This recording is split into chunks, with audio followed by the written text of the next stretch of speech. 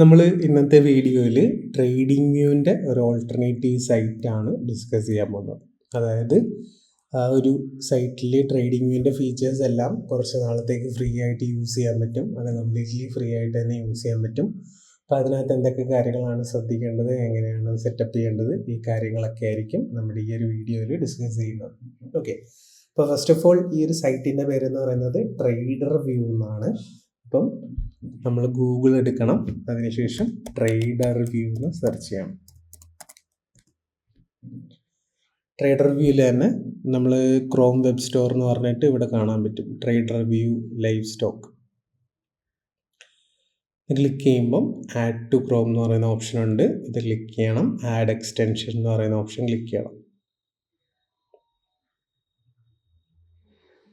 Okay, ഇപ്പം എൻ്റെ direct ഞാൻ ലോഗിൻ ചെയ്തിരിക്കുന്നതുകൊണ്ടാണ് ഡയറക്റ്റ് ലോഗിൻ ആയിട്ടുള്ളത്. അല്ലെങ്കിൽ ഇമെയിൽ ഐ ഡിയും ഡീറ്റെയിൽസും ഒക്കെ ചോദിച്ചിട്ട് ലോഗിൻ ചെയ്യാൻ ചോദിക്കും. അപ്പോൾ അധികം ഡീറ്റെയിൽസ് ഒന്നുമില്ല, ഇമെയിൽ ഐ ഡി, പേര്, ഒരു പാസ്വേഡ്, ഇത്ര മാത്രം സെറ്റ് ചെയ്താൽ മതി.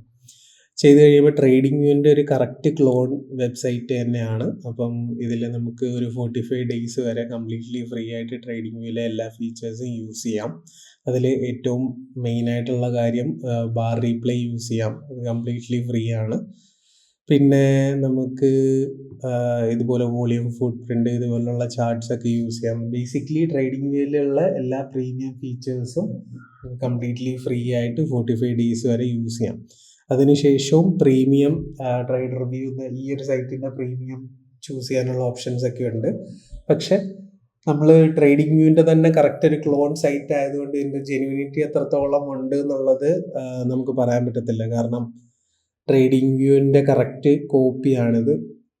അതുകൊണ്ട് തന്നെ നമ്മൾ പ്രീമിയം എടുക്കുവാണെങ്കിൽ, അങ്ങനെ പൈസയൊക്കെ സ്പെൻഡ് ചെയ്യുവാണെങ്കിൽ എപ്പോഴും ബെറ്റർ ട്രേഡിംഗ് വ്യൂവിൻ്റെ തന്നെയാണ്. പക്ഷേ അത് വെച്ച് നോക്കുമ്പോൾ കമ്പാരിറ്റീവ്ലി ചീപ്പർ പ്ലാൻസ് ഒക്കെയാണ് ഇവിടെ ഉള്ളത്, നിങ്ങൾക്കതും കൺസിഡർ ചെയ്യാം. അപ്പം സ്റ്റിൽ അതിൻ്റെ ഒരു ജെന്യൂനിറ്റിയുടെ കാര്യം സ്റ്റിൽ ഒരു കൺസേൺ തന്നെയാണ്. പക്ഷേ ഇത് ഉള്ള അത്രയും നാൾ നമുക്ക് ഈ ഒരു ഫെസിലിറ്റി യൂസ് ചെയ്യാം.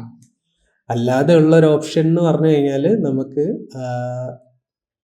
ഈ പറയുന്ന പോലെ വേറെ ഇമെയിൽ ഐ ഡിയോ വേറെ ഡീറ്റെയിൽസോ വെച്ചിട്ട് വീണ്ടും ഒരു അക്കൗണ്ട് സ്റ്റാർട്ട് ചെയ്യുവാണെങ്കിൽ നമുക്കൊരു 45 ഡേയ്സ് വീണ്ടും യൂസ് ചെയ്യാൻ പറ്റും. അപ്പോൾ അങ്ങനെ നമ്മൾ പഠിച്ച സ്ട്രാറ്റജിയും കാര്യങ്ങളും ഒക്കെ ബാക്ക് ടെസ്റ്റ് ചെയ്യാൻ വേണ്ടിയിട്ട് ഈ ഒരു ബാർ റീപ്ലേ എന്ന് പറയുന്ന ഫീച്ചർ അങ്ങനെ നല്ല രീതിയിൽ യൂസ് ചെയ്യാൻ പറ്റും.